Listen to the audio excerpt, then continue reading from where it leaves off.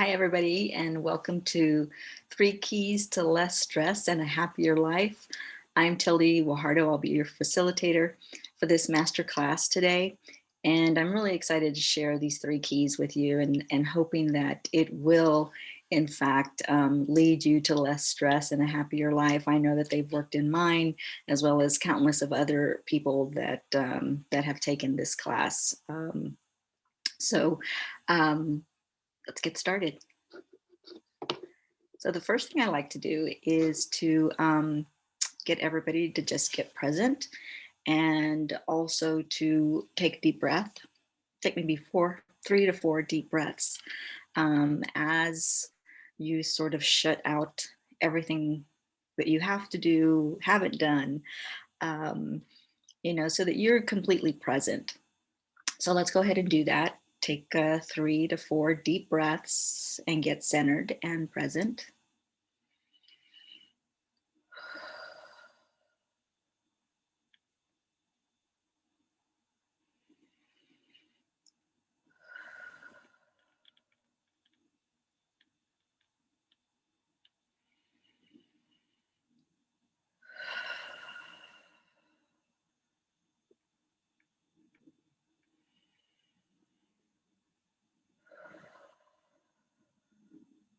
And slowly open your eyes back up and welcome back. So the next thing that I like to do is just remind you and ask you to remain open. You might hear things that you haven't heard before and that might challenge you or maybe even make you a little bit uncomfortable. But I just would ask you to remain open to learning new and wonderful things about yourself and about other people and about how our minds really work. Um, Also, I would like to ask you to write down um, what's good today. I always like to start these master classes with a positive tone. And so, what's good today? Take your notepad, your paper, or maybe you've got the worksheet that you've downloaded, and just really think about or just meditate on something that you're really grateful for today. And and just be thankful for that. That tends to get us all in sync and in a good mood and thinking about things that truly make us happy. That alone is a great practice to take away from this masterclass. So just to tell you a little bit about myself, if you've haven't taken any of my other courses or classes or aren't familiar with me, my name is Tildy Wahardo, and I am a spirituality and positive psychology facilitator and practitioner. I really have been teaching spirituality and positive psychology since my late 20s. I'm now 52, and they have really transformed my life from a life of anger, fear, and shame to a life full of faith, hope, and love. Just to give you a little bit of background as to why I'm so passionate about teaching these two methodologies is because at the age of 24, I had a lot of baggage from my childhood as I had been sexually abused from the age of 5 till I was about 12 by multiple sexual predators that were family members that my parents trusted. And so fast forward to 24, I'm a year into marriage and I start to get these flashbacks from my childhood past. And they're uncontrollable and they're so real that I can feel, taste, just relive those horrible encounters that I had as a child. And so for me, I came to a point to where I was having suicidal thoughts, and those suicidal thoughts were coming worse and worse and becoming more and more real. And so, about 6 months into it, I literally just cried out to God and asked if He was real to take these from me because I wasn't going to go another day um, having to relive the past like that. And I had basically made up my mind that I was going to kill myself if if he didn't help me. And so instantaneously on that day when I was lying on the ground face down, crying out to God and sobbing like a baby, immediately I felt what I call the power of God hit me from head to toe. And I felt this amazing light just surround me and love me, basically. And I was shaking from the inside out as I was trying to open my eyes, but I couldn't open my eyes because the light was just so bright. And it's like I could just feel my insides, like when you touch a bolt, a voltage. It felt like electricity just going through my body. And since that day, I've never had another flashback in my entire life. And I was healed. I was miraculously healed. And if you know anything about neuroscience, you know that it's unexplainable how I went from having daily flashbacks to that, to not having them. And now, science is kind of catching up to the miracles of God and trying to explain what happens in our body when we do that. But for me at that time, at 24, it was a miracle. And although it didn't heal me from having anger, fear, and shame, it certainly gave me the hope that I was lacking, and a hope to be able to see myself as the woman that I wanted to become, who no longer wanted to feel that anger, fear, and shame from her past. And I was able to do that by reading. For me, it was the Bible, or other inspirational books by Christian authors who talked about the love of God, who talked about how to how to get rid of your anger, how to manage your anger. And so I devoured all of those things, and was able to transform my life from a life that had been full of anger, fear, and shame to one filled with faith, hope, love, joy, and someone who really just wanted to live life to the fullest. And so for me, it was transformational. And fast forward, when I started to teach what I had experienced and what I had learned myself, fast forward, 20 some odd years later, I come to find out that they were positive psychology practices like gratitude, mindfulness, the affirmations, the savoring, spirituality, all of those wonderful practices that positive psychology has. And so when I found this out, I wanted to become certified because I thought, gosh, if I could combine the spirituality piece and the positive psychology piece and teach others how to transform their own lives, they could do it so much faster.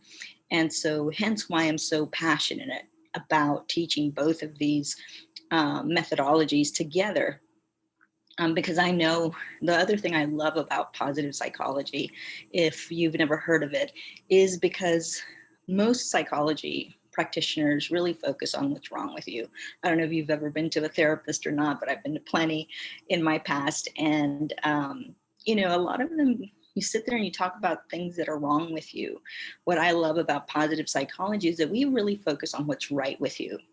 What are your strengths and how can you leverage those strengths that you have naturally to help you overcome the things and situations, circumstances that you find yourself in currently. And we know that this past year has been very difficult on a lot of people who have been overly stressed emotionally, physically, and mentally. And so for me, these practices have not only helped me overcome my childhood past, but they've also really helped me to overcome and thrive after a traumatic divorce, that left me, reeling and wondering what the heck I'm going to do next. And it's also given me the courage to really believe in myself and to jump out of a 20-year cushy career at Southwest Airlines and to start a business of my own. And the business of my own is what I'm doing now, and teaching and following my passion, my purpose, and wanting to help others really live life to the fullest. and whatever that looks like for you, and to really tap into that true um, and beautiful highest self that each of us have, that spiritual side of ourselves that we kind of forget. And that's really where I believe our innate, our deepest creativity, our confidence, our courage, where all these beautiful things are hidden, but it's up to us to rediscover them, especially if you've been in circumstances like myself with past abuse or divorce, or scared to jump out on your own. These practices really really help, and they not only help you do big things, but they also help you in your daily life so that you can lead a happy life. It's not going to be perfect, but you'll learn how to build up that resilience and leverage those strengths that you have so that you can lead a happy and thriving life. So with that said, here's what we're going to go over today. And this is, I'm going to share my screen.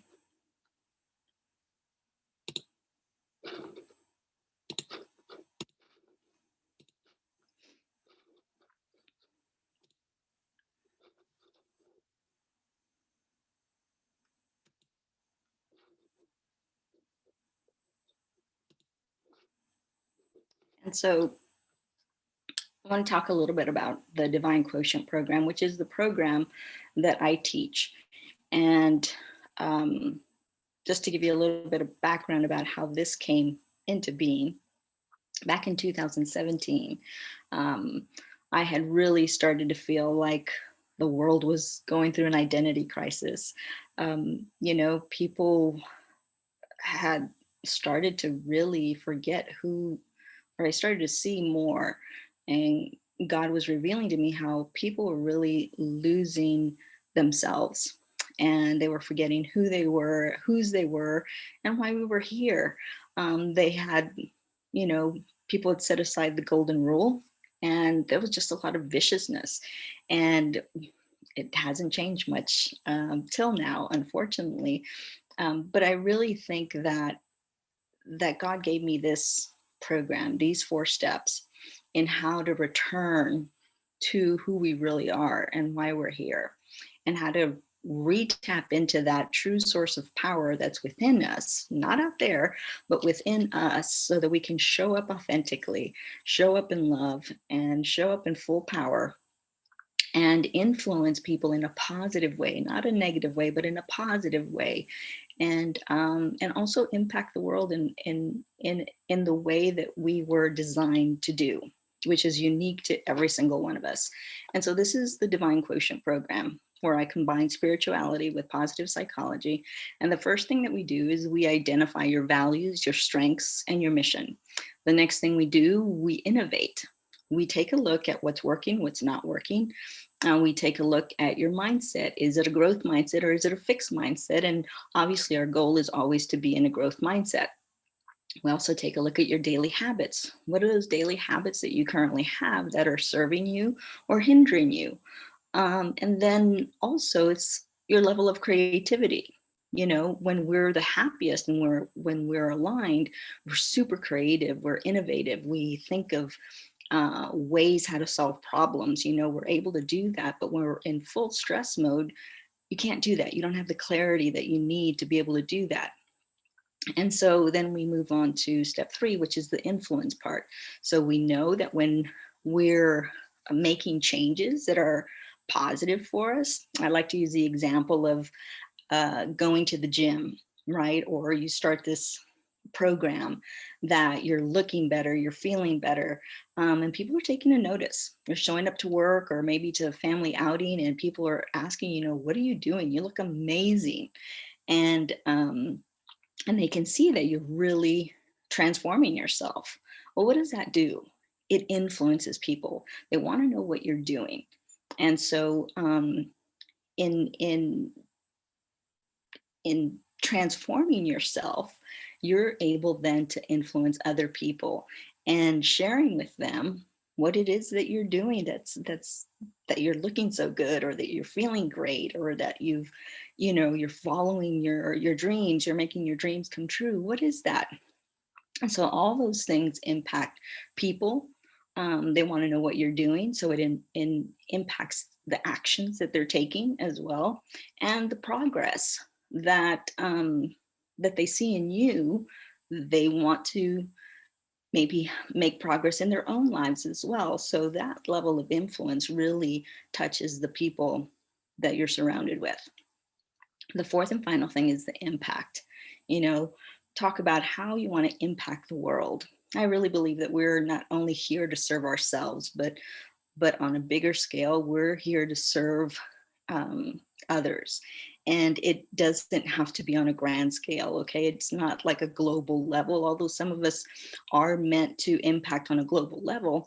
But I really believe there's no difference in how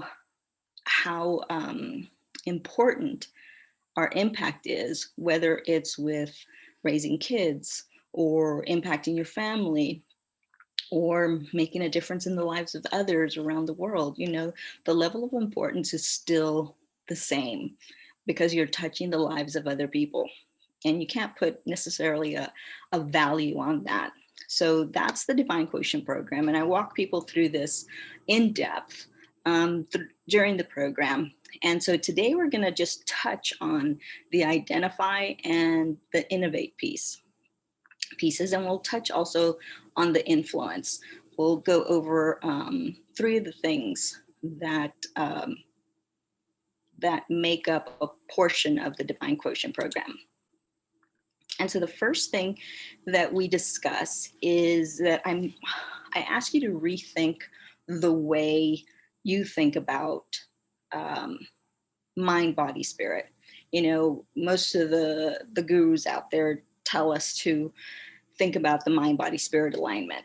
That it's our mind that controls our body, and then our spirit. So the spirit is always, to me at least, it seems like it's always last. So what I propose to people that I work with is to think about yourself in a new way. So think about, it's our spirit that really manages our motor, which is our mind, and then our mind, which then controls our body. And it's how we show up. The way that we think is how we show up. So kind of rethink that, when you're really thinking about, okay, what is it that I need to take care of? A lot of times we go to meditation and we want to learn how to control our minds, with ourselves. And there's a spiritual side of us, what I call our higher self, our true self, our most powerful self, is the actual manager, if you will, and director of our minds. It can actually manipulate our minds in order to see what is it exactly that we need to do in this instance. So, and then from there, our spirit, once it's allowed to direct our mind, our bodies will follow. And so the energy that we feel within our spirit is always positive, loving, calming, creative, all these wonderful things, gentle, kind. My spirit has never, ever talked down to me or made me feel less than. So it's always an encourager. It's always, it'll always make you feel good, basically, when you're aligned with that special place in your heart. And it's your spirit. It's your spirit talking to you. It's your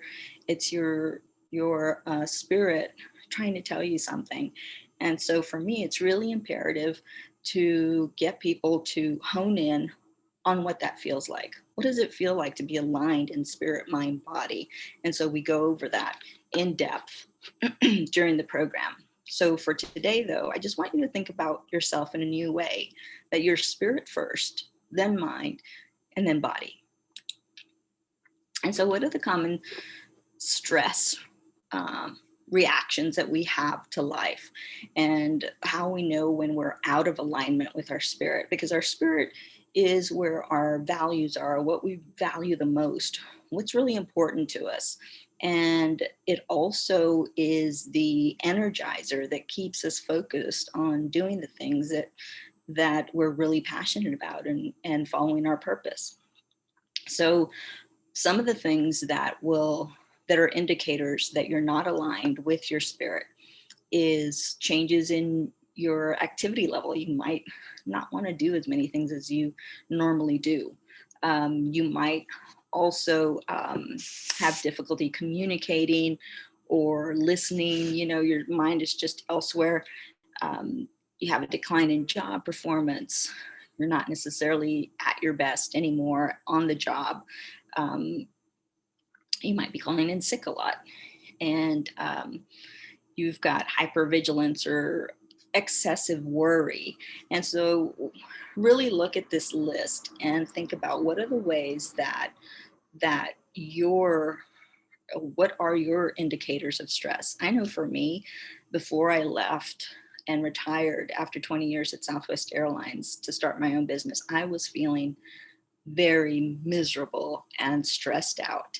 And so for me, it came out as I was calling in sick, not because I wasn't sick, but because it was making me sick staying there when I really didn't want to be there. And so I was getting sick a lot. The stress decreased my immune system, which, I had colds, I had migraines, I had all these things that were happening to me physically because I was not aligned and I didn't feel good. My spirit was screaming at me, like, get out.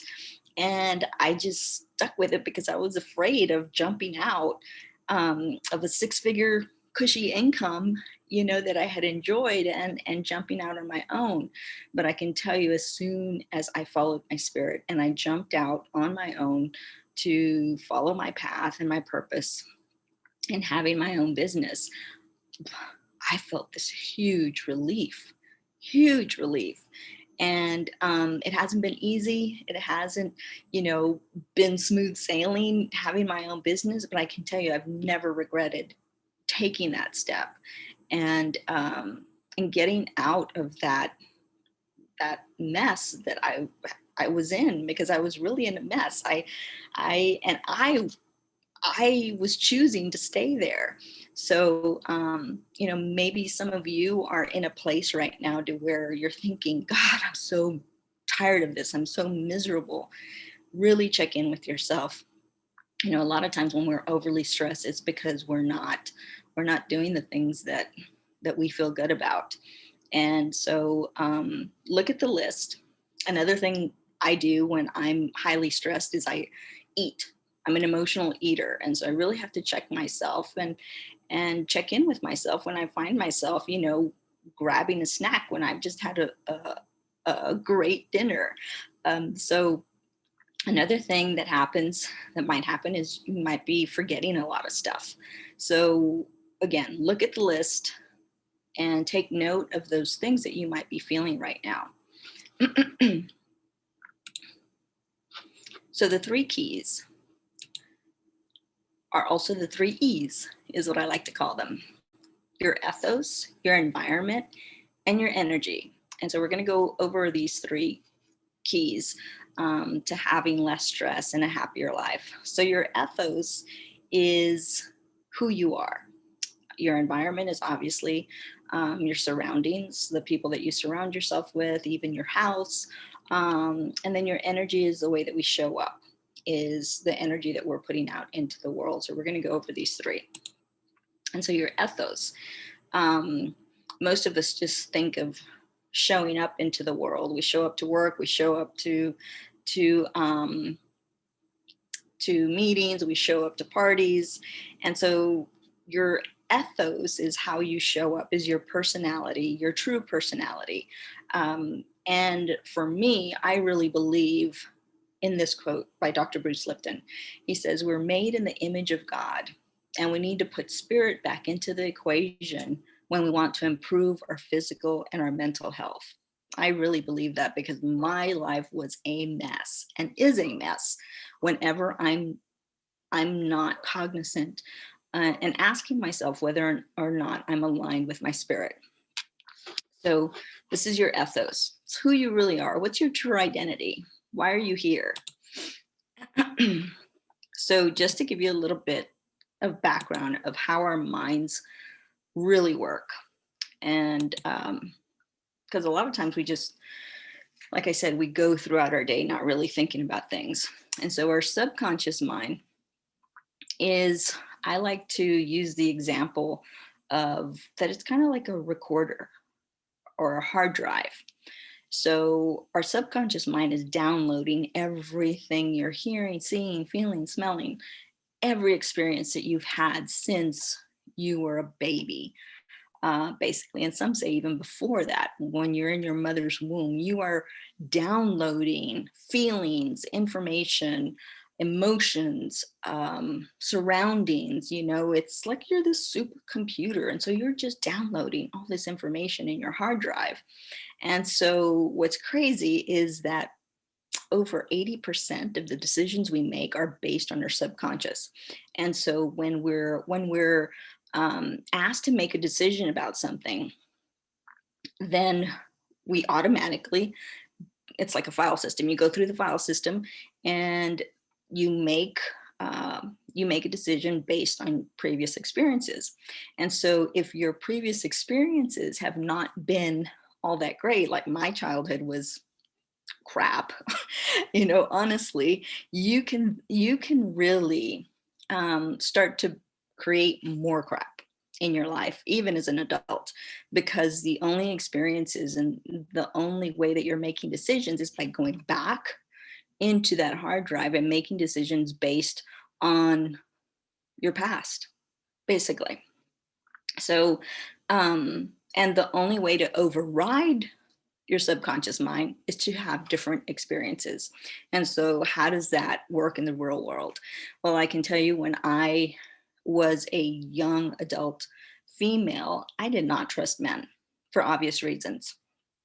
And it wasn't until I forced myself and convinced myself that I had to have different experiences. And I met some really wonderful, I had some really great male mentors when I was in the military. And so that was my first introduction to men that I really respected and that protected me and guided me and mentored me. And so that started to create a different file system for men. My ex-husband also gave me a totally different perspective on what a man, um, really, that I could trust a man and fall in love with a man, and that a man wouldn't abuse me or use me, if you will. And so all of those different experiences help to download different information in my subconscious mind, which then allowed me to look at men in a different perspective and not assume that all men were bad. So, and it also just really freed me from a lot of limiting beliefs that I had, because as I learned to have those different experiences and create different experiences, I not only used it for men, but I used it for other parts of my life as well. So it developed this confidence and this courage to have different experiences in every area of my life. And so that's your subconscious mind. It's the hard drive, and it's where most people make most of their decisions based from. So then you have the conscious mind. Your conscious mind is here and present. It is just now. It is really now. It's what you're experiencing right now, listening to my voice. And then a minute later, it's going to be in your subconscious mind. So the key is to make more decisions, to be able to balance um, making decisions from your conscious mind, but also not negating your past experiences, which are helpful to you in the present. Okay, so it doesn't mean that you don't ever go back to your subconscious mind and make important decisions. It's just being able to sort through the files and look at your present situation and really be able to understand, does this serve me or not? Is this the same instance or not? And so that's your conscious mind. It is a totally present mind. And where the term mindfulness comes from, right? Because you're trying to be really present. And then we have what I call the spirit mind. Other people call it the ultra conscious, super conscious, but it is what I believe can direct our conscious mind, and influence our conscious mind to expand and to look at things from a very different perspective that is higher and better for us to be able to look at. So that's how our minds work.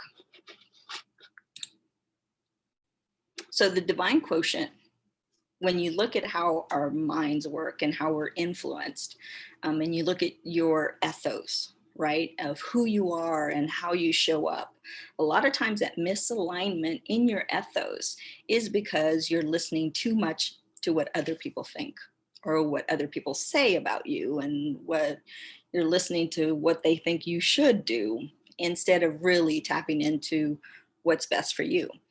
And so that's one of the things that really rattles people when, especially for women and girls who are used to people telling them what to do, what to wear, what to say it, when to speak, when not to speak. There's a lot of outside influence for women in particular because of the history that we have or the way that we grew up. So this can be one of the detriments to your misalignment, right? In that you're not allowing yourself to shine because of what others might think or say about you.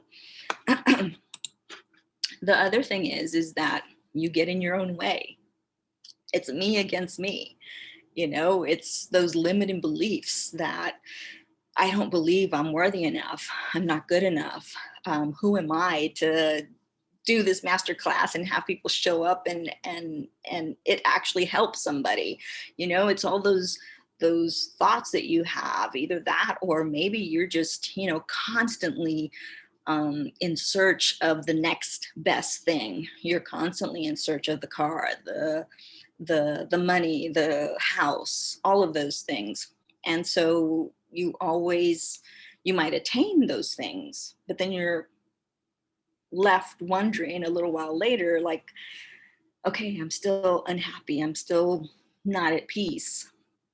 And I seem to have everything, but I don't have peace. And I'm still stressed. I still have anxiety. I still have a lot of fears. And so when we look to ourselves and to others, there's always an end. It's not an infinite, amount of peace or love or any of those great things that we have within our spirits. And so, when as you're listening to me and taking this class, what is it for you that you tend to do? Are you a people pleaser? You tend to listen to others too much? Or are you constantly driving for more? Are you constantly, in search of a new goal or planning? And I'm not saying that goals are bad. So don't misunderstand me. Goals are great and intentions are great. But there's this drive for people to prove themselves.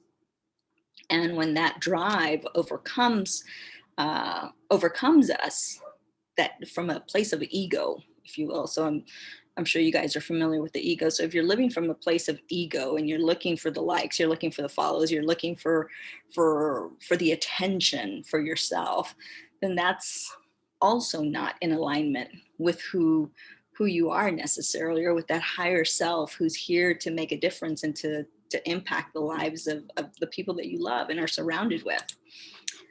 So the way that I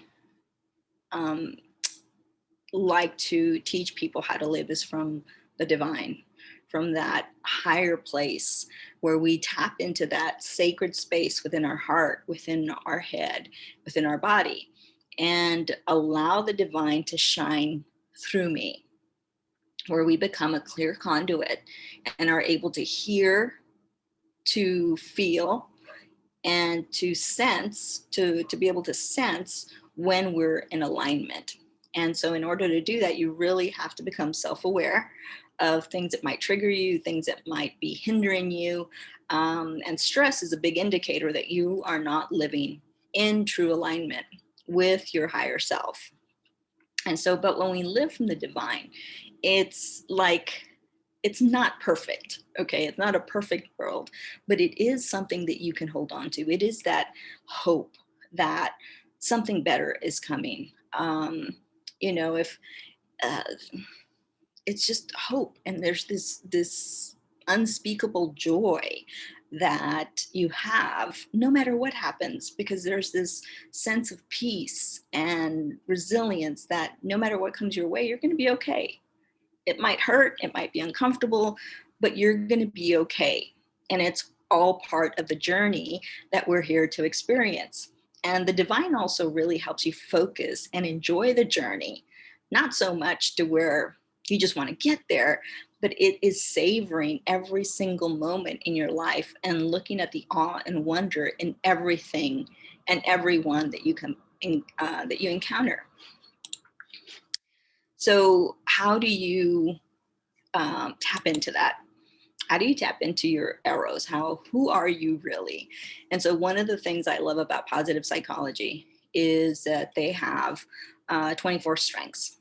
And if you haven't already, I highly suggest that you take the VIA survey, which is free. You can find it online.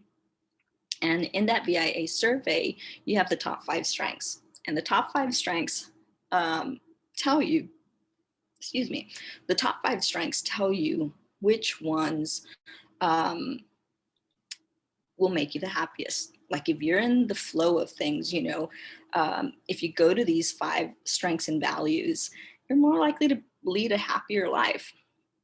Also, in the top 5 strengths, you have 2 or 3 of the strengths that you're born with.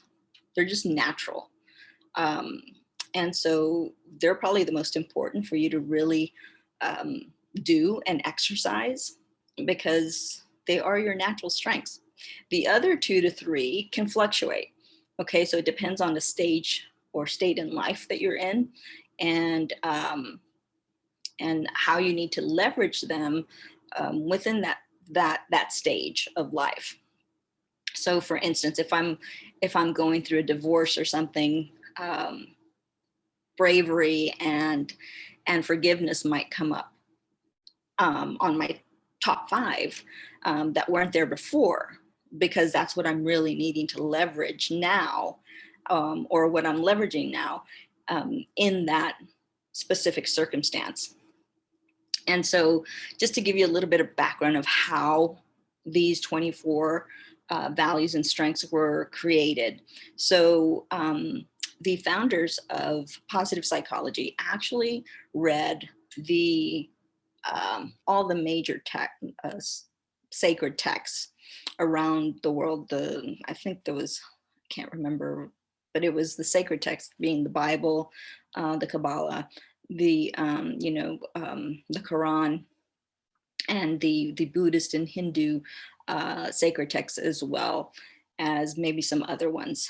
And so they took all these, they read them, and then they came up with 9 similar virtues that each one of those religions had.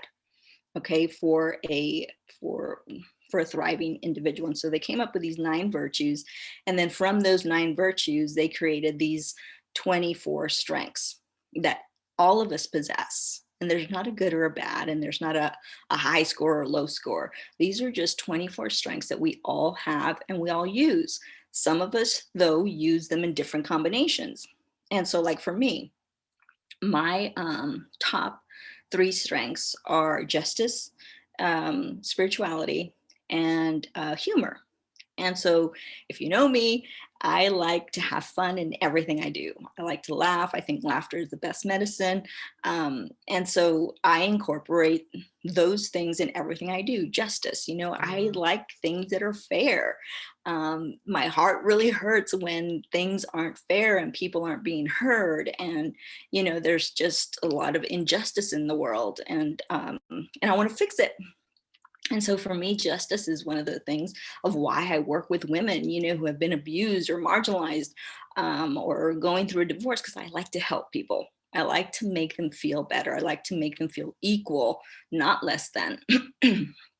So spirituality, obviously, I love my relationship with God and the way that it's really evolved over the years. I'm a voracious reader of anything spiritual, and from the Bible to the Course in Miracles to any of those things. I just find it fascinating how we are really spiritual beings and how we can go deeper within ourselves, and the power that really we have within ourselves to release that into the world and make a difference. And so some of the benefits that you have in that you'll gain from working with your strengths and leveraging them as you get to know the real you. I mean, these are things that you're born with, okay? And it's liberating and eye-opening to really see how these strengths can help you um, build your resilience, build your confidence, so that you're not focusing on what's wrong with you, but really what's right with you, and how to leverage them in difficult situations. So you increase your confidence, you get better self-esteem, you have a better overall well-being, you start to feel better physically. You're also thriving and flourishing in life. It doesn't matter what comes at you, you know that and believe that everything's going to be okay.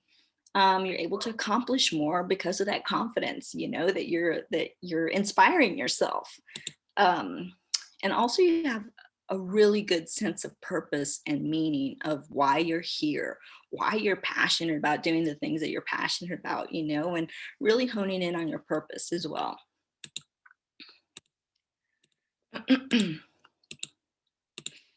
So again, if you haven't already taken the VIA survey, I highly suggest that you do that.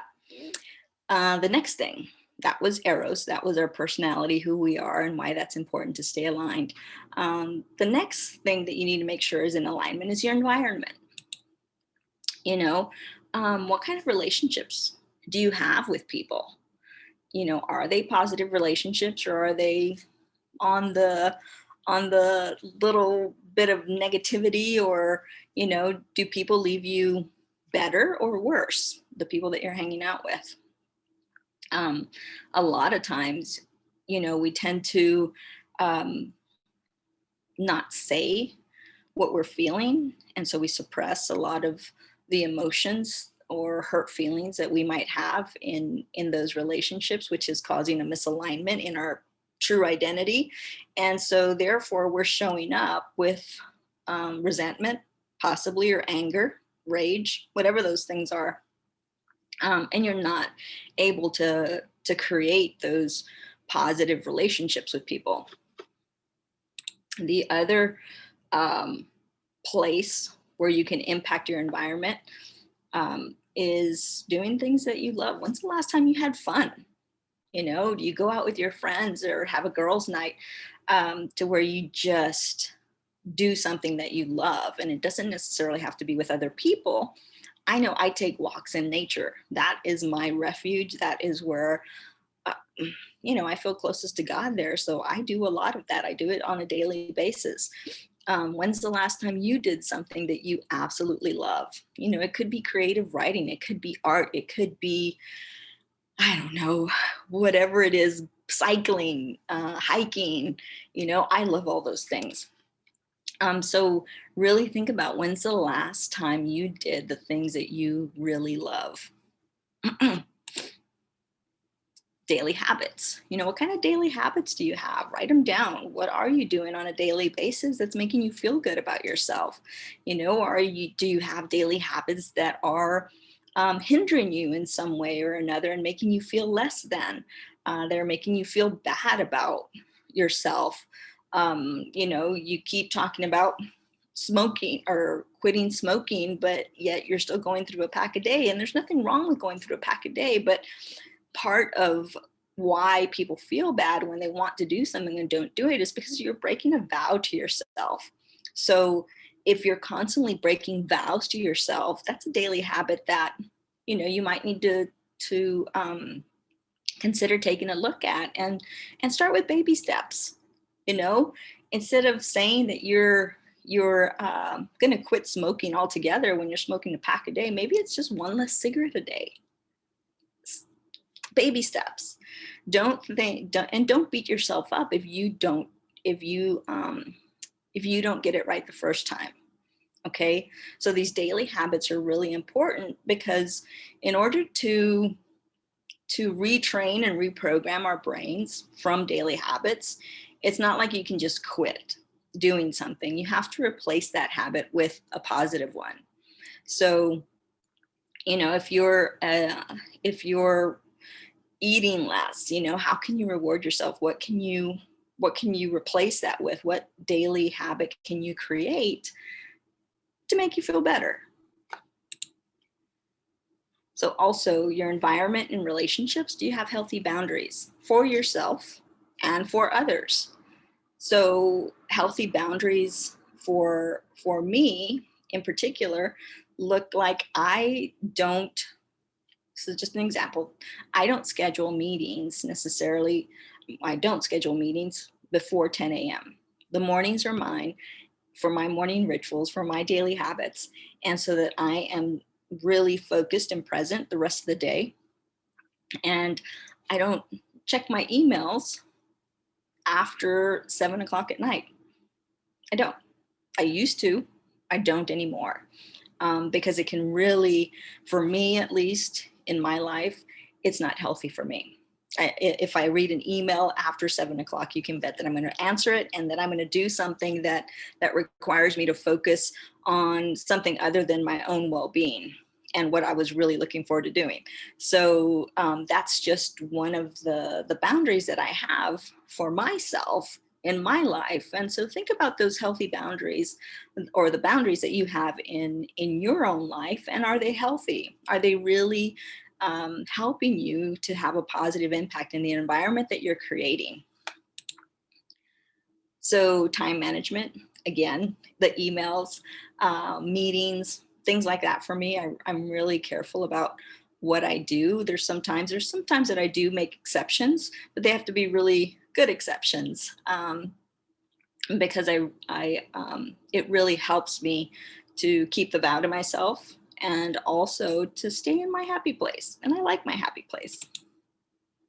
Love. Is your environment full of love and positive energy? When I'm not aligned, I'm not very loving. I tend to get impatient, and I just get impatient.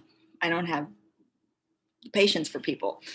And so it's really important for me to create the environment, and to be in an environment that I feel at peace. Like my apartment, I have pieces of art that I love. I love my spaces, my home, to have lots of light, to be white, to be light and bright. And I love hearts. So if you could see it, you'd see that it was full of art and lots of hearts, and just this warmth that everybody that comes in says, oh my God, it feels so peaceful in here. It feels so nice. And that's what I love, because I want my home, not only for people that visit me, but for myself, for it to be peaceful and love and creative. So then trust. You also have to have trust in your environment. If you don't have people around you that you can trust, or that trust you, then it's not healthy. And so really think about those relationships that you're building, and ask, is this a trust Is this a relationship of trust? Accountability. Do you have friends that you can be accountable to? It's huge. I have some accountability partners that are great at it, and they really challenge me because I'm not that great at accountability. But when I make up my mind, I want people who are going to challenge me to stay accountable. So, who are those people that are willing to tell you the truth when you're not seeing it for yourself? Make sure that you have people that love you and that you can trust to tell you the truth. So, how do we cultivate environment? How do we know whether or not we're creating the environment that's really good for us? So, for me, it's practicing prayer and meditation. You really, when you go into prayer or meditation, you really enhance your problem solving, because it's what I call, it's not mindfulness, but it's mindlessness. Okay. A lot of times we go into prayer or meditation asking for stuff or thinking, concentrating on things. What I do differently and what I challenge the people in my program to do is to not think about anything and just be in a receiving mode. Like, empty your mind and just hear what your spirit wants to tell you to do next, or how to solve that problem, or what are those habits that aren't serving you. That's the prayer and meditation that I want you to use in order to build, to have less stress, and to build the life that you really want to create for yourself, to have the environment that you want to have for yourself. Also, great stress manager is prayer and meditation, to where you just release and you receive. You increase your self-awareness during prayer and meditation. When you're in there, you can really ask yourself, where is it that I'm feeling the most uncomfortable? And sometimes it's your stomach, sometimes it's your heart, and why is it that my heart is hurting right now? Is it because of what they said or what they did? Did they mean it? So there's a lot of intuition that you can tap into during prayer and meditation. And certainly it increases your self-awareness as to what you're feeling and seeing. So it also helps you really focus in on the present. During breathing exercises, I can tell you swimming is probably one of my favorite things to do, because it combines exercise with meditation for me, because all I can do is swim and breathe. That's it. I'm not thinking, I'm just breathing and really focusing on the present, my strokes, things like that. Apologize for the dog. You also reduce negative emotions, when you do that with prayer and meditation, because you get into this Zen space, right? And when you tap into the divine, there's nothing like it. There's no, it's like super love, super peace, super joy. I mean, you just feel this intensity of positive emotions that's undescribable. And so for me, this prayer and meditation is key to be able to know, also to recognize when I'm in alignment. Because if I'm not in alignment, I'm not feeling necessarily all these positive emotions. So it increases your imagination and creativity. And increases your patience and tolerance.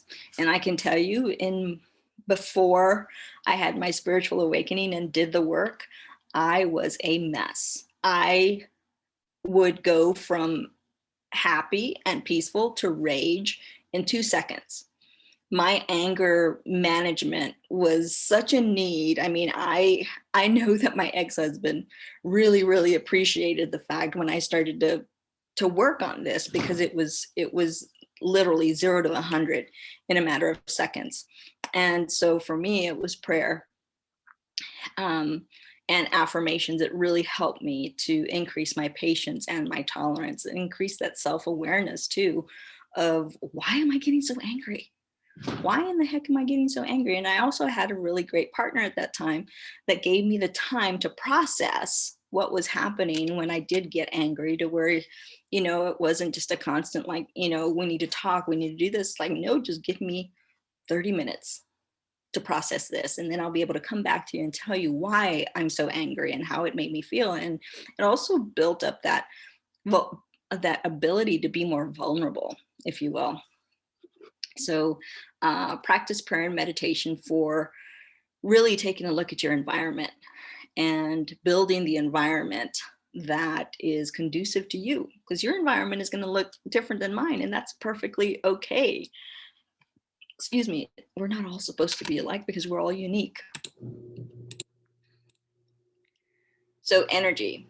This is a really great, I couldn't say it better myself, as far as how we are really spiritual energy and the impact that we have, not only within ourselves, how we can tap into that field within ourselves, but how it impacts other people and how we show up in the world when we are tapped in, if you will. So this is Dr. Joe Dispenza. He's one of my favorite authors and speakers on what he's calling the unified field, which is what I call this spiritual energy that we're made out of and that we can easily tap into if we train ourselves to do that. It's hard to measure energy. What you can measure is the effects.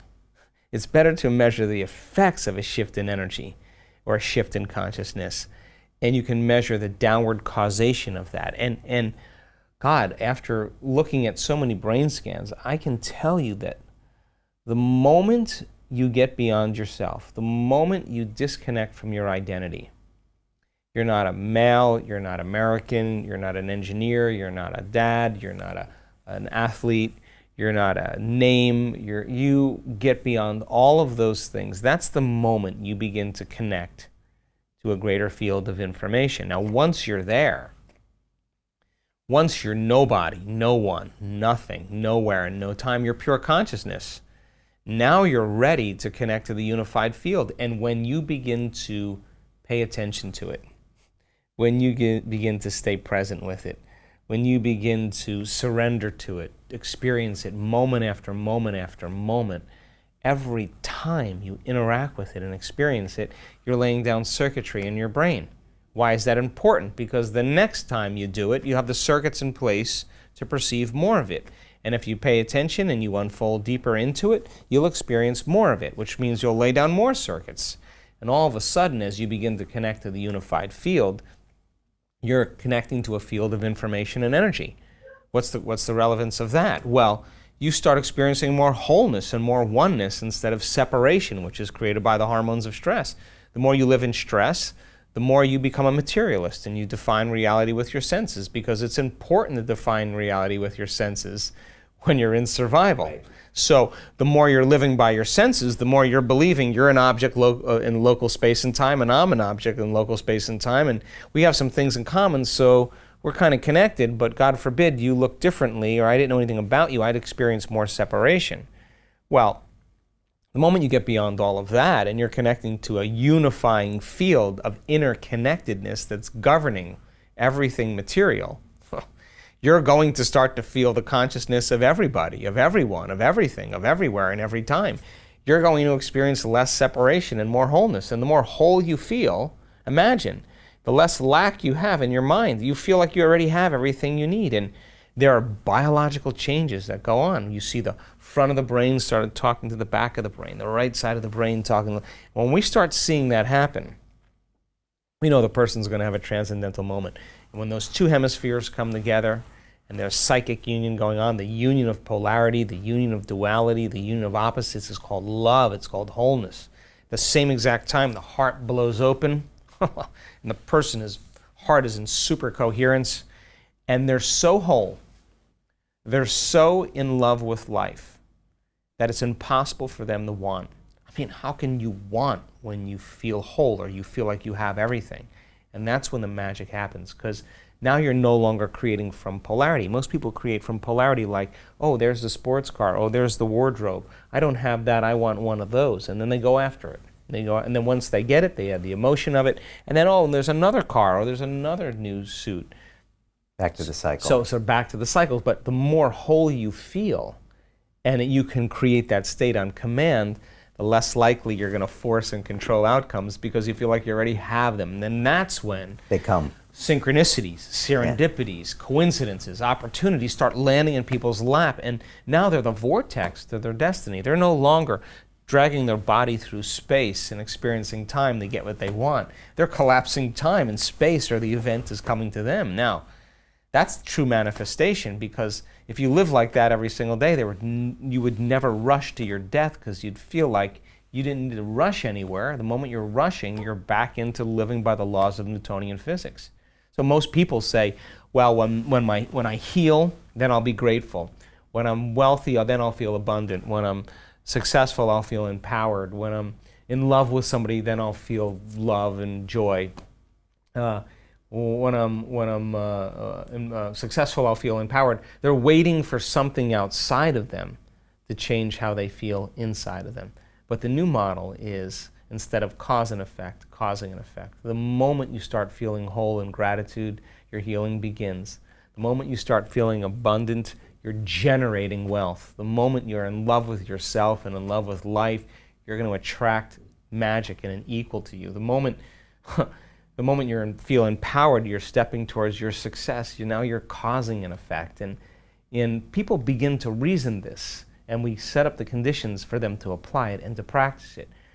It takes a little bit of flipping certain circuits because we're just hypnotized and conditioned into waiting for getting something to feel gratitude. So you say to a person, feel gratitude, and your first thought is like, well, I didn't get anything. But then they start thinking about the things they have in their life. But I want them to feel gratitude for the things that haven't come yet. Because gratitude, the emotional signature of gratitude, means it's already happened. When you get something or receive something, you feel the emotion of gratitude. So the moment you feel gratitude, your body, as the unconscious mind, begins to believe it has already happened. And gratitude has a signature energetically. And you will accept, believe, and surrender to the thought equal to the state of gratitude. And you begin to program your autonomic nervous system into a different destiny. And our research shows 10 minutes of gratitude just a few times a day strengthens your immune system by 50%. If a pharmaceutical company had that drug, it would be on every television commercial, and yet your nervous system's the best pharmacy in the world.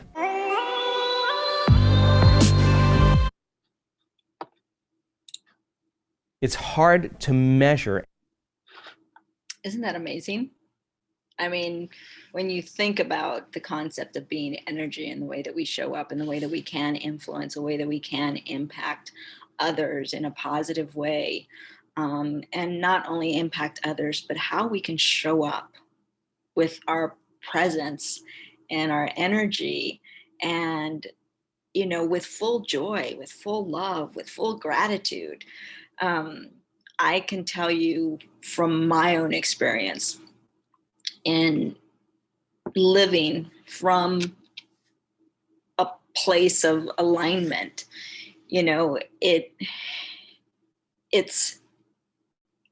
it's revolutionary, actually, when I look back on my life and I think about how God really taught me. And I say that because I've always been curious about spirituality and about God and about really wanting to see things the way that God sees, not only us, but everything. And when I said that prayer, or I did pray that, I asked God to reveal those things to me. I started to see the world in a totally different light. And I really agree with Dr. Dispenza as to the power of gratitude and thanking God for the things that I desire in advance, and to see them come to fruition because of that and because of that belief. And so a lot of times the energy we don't realize the energy that we're generating or that we're putting out. I like to use affirmations as an example of what I'm talking about here, because a lot of times we'll think that just saying the same thing over and over again, will get us what we're desiring or what we're putting out into the universe. When in reality, you have to be aligned with that belief. You have to believe it. And because if you're saying, I am powerful or I am confident, and you're not believing it, then there's a disconnect. And so the energy that you're putting out is not the energy that you want to, because you don't believe it yet. And so you really have to be in alignment. There's a story I like to tell in regards to this. And I've done it with big things and I've done it with small things. And I think also, going back to gratitude, I really want to say this, is that when you're grateful, like I've learned to be content and grateful, having everything, having nothing. I've lost everything, gained everything. And so I know what it feels like not to have stuff, but at the same time, I had everything I ever wanted and I was always taken care of. I never had lack. And thankful to a lot of angels that came my way that have, helped me during those difficult times. And at the same time, there was no ungratefulness during that, because I was able to see people and my surroundings in such a different light when I stayed in gratitude. So I'm not fearful of losing stuff. The only thing that I'm afraid of is losing my alignment, because I want to stay in alignment. That's my happy place. And so when we're talking about energy and how to, because really we're talking about a creative force, right? Creating the world that we want to live in, the world that I want to live in. How am I showing up? How am I influencing other people with my energy? And so just to give you a little example of how I play with God, if you will. And so for the last 3.5 years, I've been traveling, throughout Europe. This time I was in Croatia, and I had been practicing with this energy that I have and that I can create. And so this morning I was on my morning walk, and usually cardinals is what I'm looking for, because that's my sign from God that I'm on the right track. But this morning I wanted something different. And I said, God, I really want to see something blue and something fun, whatever that is. And just left it at that. And I started looking for bluebirds and didn't see anything on my walk, which was fine. So I just left it. So I went to work, and then I came back in the afternoon, back to my apartment. And when the elevator opened, there on the floor was a blue balloon. And I thought, well, who in the heck would leave a blue balloon in the elevator? And so I walked in, and the door shut, and I looked down at the blue balloon again, and I was like, oh, that's my blue and that's my fun, something blue and something fun. So I grabbed the balloon and took it upstairs to my apartment. And that's how it works. That's how energy works. It's this desire that you have, that you put out there, and you just expect it to show up. Same thing happened when I wanted tickets to a Bruce Lipton seminar while I was in Croatia. I didn't know how I was going to get it. It was super expensive. I didn't have the money at that time. But when I saw that he was coming to Zagreb, I knew that I was going to be there and that I was going to get the tickets for free. And I didn't know how. I didn't know from who. I just knew I was going to be there and that I was going to get free tickets. So, and I ended up telling a friend of mine just that. And she said, you're crazy, And I told her, I said, I think God's going to give me those tickets. I said, and you're going to be the one to give them to me, just to prove that he's listening. And so fast forward, a couple of months, day before the seminar is supposed to start on Saturday, Friday, she calls and says, "You're never going to believe this, but the woman that runs the PR for my company is the same woman that's in charge of the Bruce Lipton seminars, and she has an extra ticket. Do you still want to go? A free ticket." And so I said, "Of course I want to go. Are you kidding me?" And so there it was. My free ticket showed up by the person I wanted to deliver it to me so that she could believe in the things that I was saying and the things that I was teaching. And so those are just a couple of examples. I have a plethora of examples of how really, when you're tapped into that spiritual energy and you're aligned with your spiritual higher self, you are a magnificent creator, and you can create the environment. You can make things manifest themselves, but you have to do it from a place of love and gratitude. That's how they show up. And it's not needing it to show up. It's just really wanting it to show up. It's like this kid in a candy store who wants something, but you're not a brat about it. You're not like, "I need this, I need that." I know. It's like, if I get it, great. If not, then that's okay too. There's no sense of lack. It's just like, gosh, this would really be great to go to a Bruce Lipton seminar. It'd be great to live. I have a house story, my miracle house story. It'd be great to live in this neighborhood when there's nothing for sale in the neighborhood.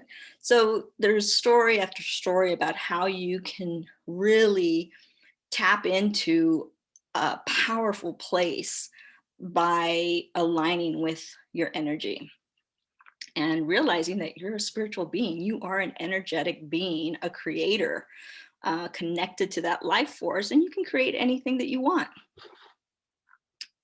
So practicing gratitude is the easiest way that I found to increase your energy, to change your energy immediately, changes your state. If you're in a bad mood, go to gratitude. Think of the things that you're really grateful for in your life. If anything, for those of us here in the West, there's a lot of things that we can be grateful for that a lot of people around the world can't. Clean running water, flushing toilet, air conditioning, all of those things we have when other people don't. So really, when you're feeling like your energy is low, go to gratitude. And you realize that you have more positive relationships because you're grateful, and people want to be around grateful people. They don't want to be around fuddy-duddies, who are always complaining about stuff. So it also improves your health, just like Dr. Dispenza said, increases your immunity by 50%, people, 50% with 10 minutes of gratitude a few times a day. Also, your psychological health, you're more optimistic about the future.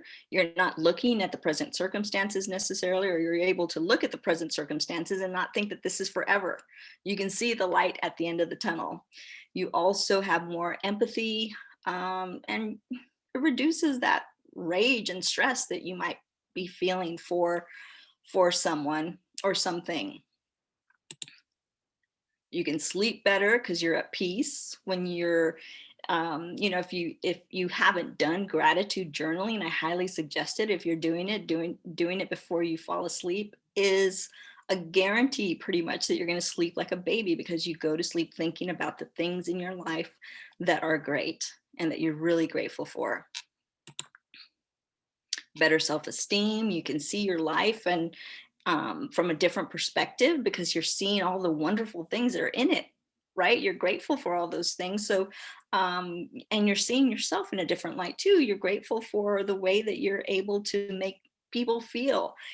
I make people laugh. I bring humor wherever I go. I like to remind people. I like to inspire people and to encourage people. So it increases your self-esteem. Also increases your mental resiliency, your mental strength, which means you're able to bounce back faster from challenges that you might, in relationships and finances, any of those things. When you practice gratitude, you really are able to look at the bright side of things when it might not be so bright in your current situation. you're able to bounce back faster because of your gratefulness, because of that energy that you're creating. That's not, because energy works both ways. Okay, you can go to gratitude, or you can go to negativity, and you can focus on things that are happening to you, not for you, but happening to you, and you can create more of that negativity, fear, anxiety, all those things. You can create more of that by simply focusing on the things that you don't want. And so when we're focused on gratitude, we're generating more positive energy, first of all, with gratitude. And then we're also able to think about the life that we want to create, how the situation can change in a better way. And so what we're focusing on now is something more positive, and that can make a better future for us. So practice gratitude.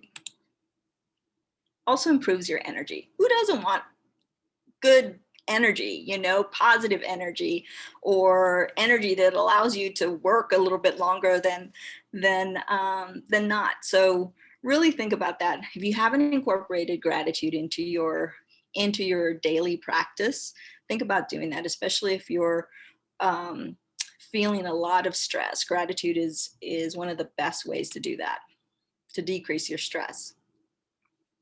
So the 3 keys recap is your ethos is to stay aligned, stay true to yourself. If you don't know what your values are, take the VIA survey and find out what your top 5 strengths are, and learn to leverage them. I teach you how to do that in the Divine Quotient program.